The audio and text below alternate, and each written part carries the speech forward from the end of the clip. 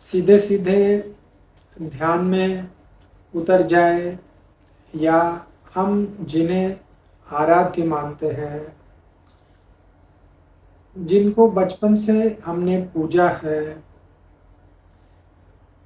उन्हें मान के ध्यान में बैठ जाए या सीधे सीधे ध्यान में बैठ जाए। ध्यान के बारे में ऐसा सुना है कि किसी का स्मरण नहीं करना है, किसी को इमेजिन नहीं करना है, अपने सामने किसी को नहीं लाना है। यह यात्रा तो ऐसी यात्रा है, ऐसा हमने सुना है कि हमें अंदर जाना है, खुद की ओर जाना है। तो फिर हम ऐसा पाते हैं कि जो सगुण रूप है उसे पूजना है या ध्यान में उतरना है। ध्यान में उतरते समय यह चीज़ हमें हमारे चित्त में हमेशा ऐसा लगता है, द्वंद्व जैसा कि क्या करें। क्योंकि जब हम सुनते हैं कि ध्यान में आपको किसी का स्मरण नहीं करना है, मुझे ऐसा लगता है इस पर, जब मुझे कॉल आए और जब मुझसे यह बातें कही गई, तो मुझे इसमें ऐसा लगता है कि हमने अब तक जैसा बाहर देखा है, हमने ऐसा देखा है सगुण की पूजा, जो सगुण साकार रूप है।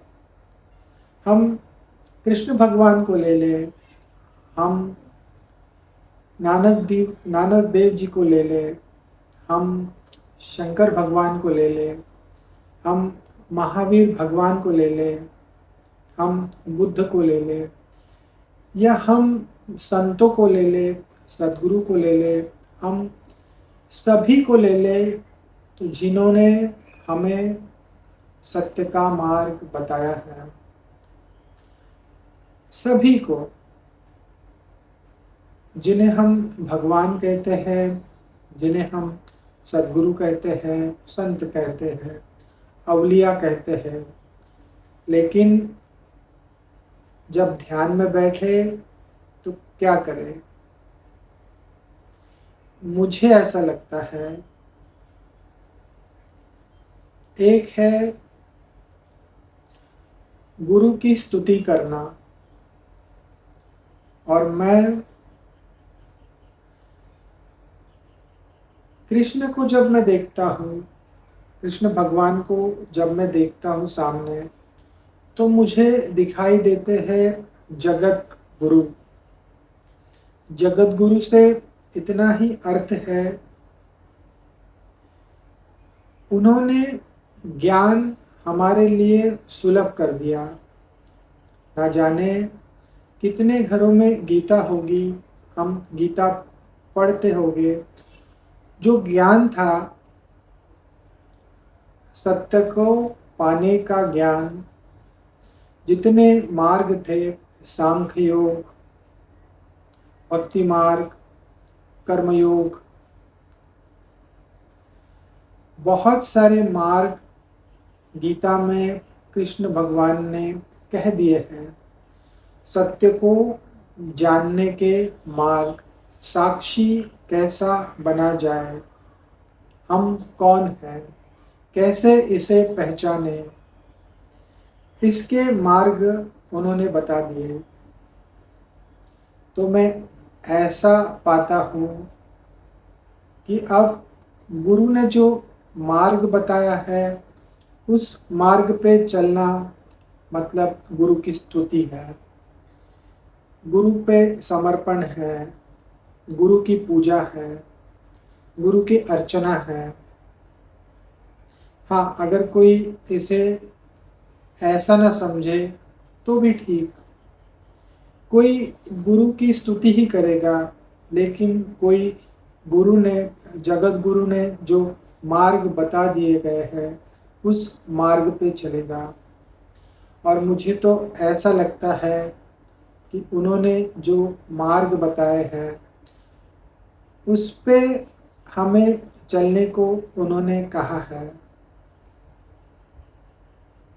तो जब हम ध्यान में बैठे तब उससे पहले अगर हम कृष्ण भगवान को पाते हैं हमारे निकट, अगर हम नानक देव जी को, गुरु नानक देव जी को पाते हैं निकट, तो हम उनका आह्वान कर ले, हाथ जोड़ ले और कह दे कि हम ध्यान करने बैठ रहे हैं। हमें पता नहीं ध्यान कैसे होगा, क्या होगा, सब तुझ पर।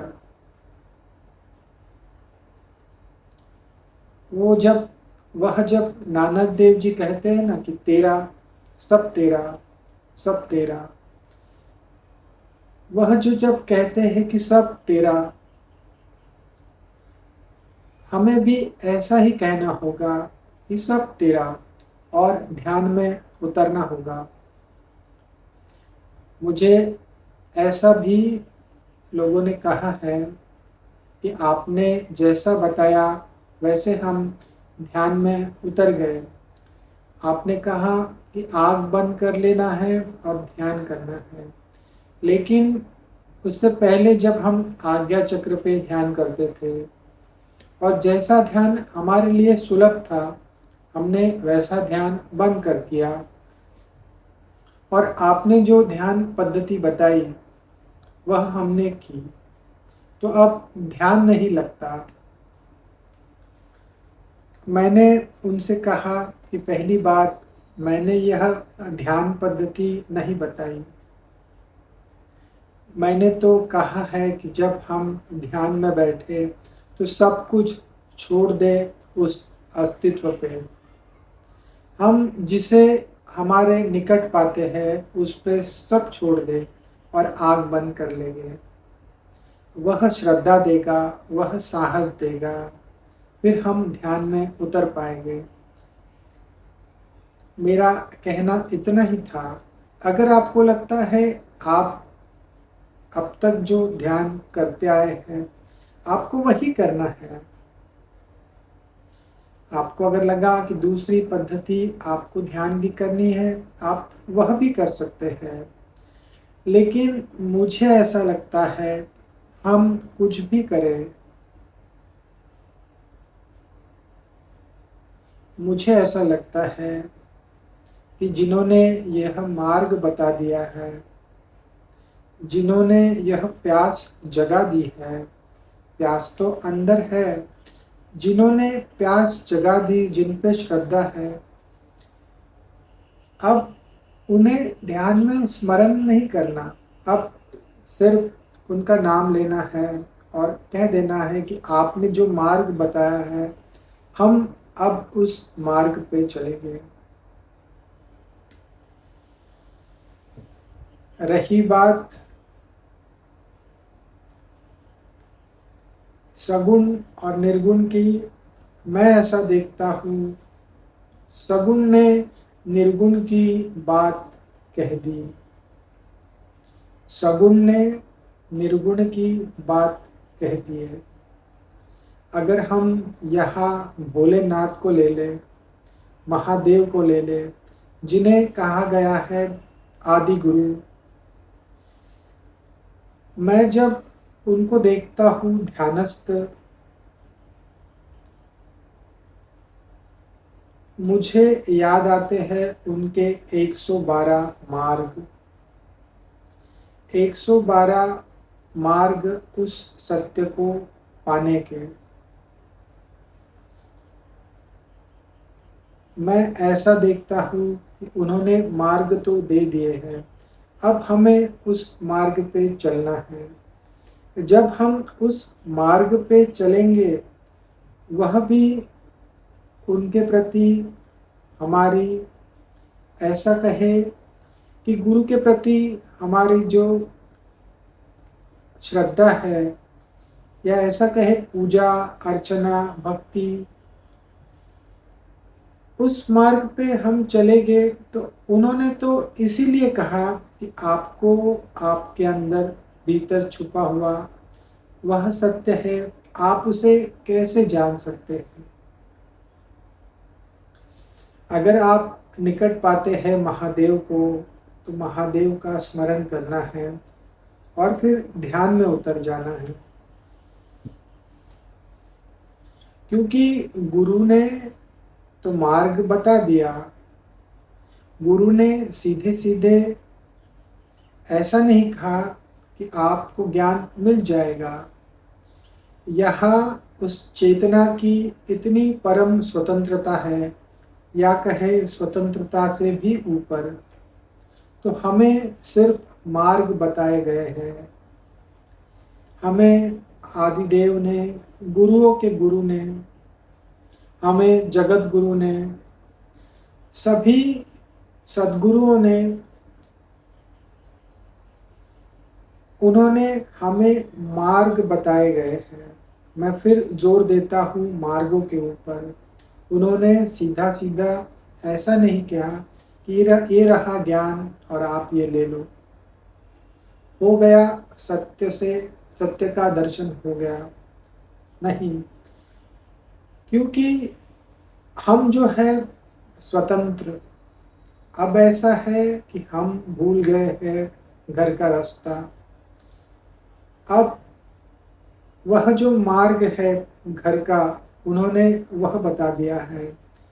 स्वतंत्रता हमारी है, चलना है या नहीं। लेकिन अगर सीधे-सीधे प्रश्न पे आए, तो मुझे तो ऐसा ही लगता है, बाहर है सगुन, हाथ जोड़ देने हैं।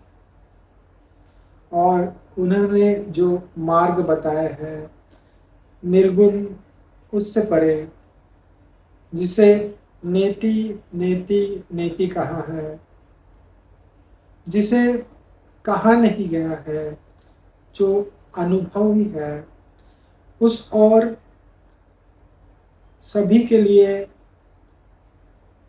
गुरुओं ने मार्ग तो बता दिए हैं। अब हमारे ऊपर है, उस मार्ग पे चलना ही गुरु के प्रति श्रद्धा है, गुरु के प्रति समर्पण है। मैं ऐसा पाता हूँ कि अगर कृष्ण भगवान ने, जगत गुरु ने एक मार्ग दे दिया है,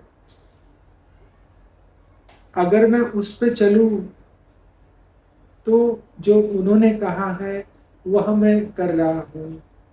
अभी ऐसी ज़रूरत नहीं है कि मुझे उनकी स्तुति करनी होगी।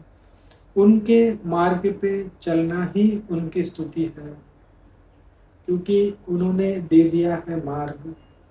मैं इसे ऐसा ही पाता हूँ।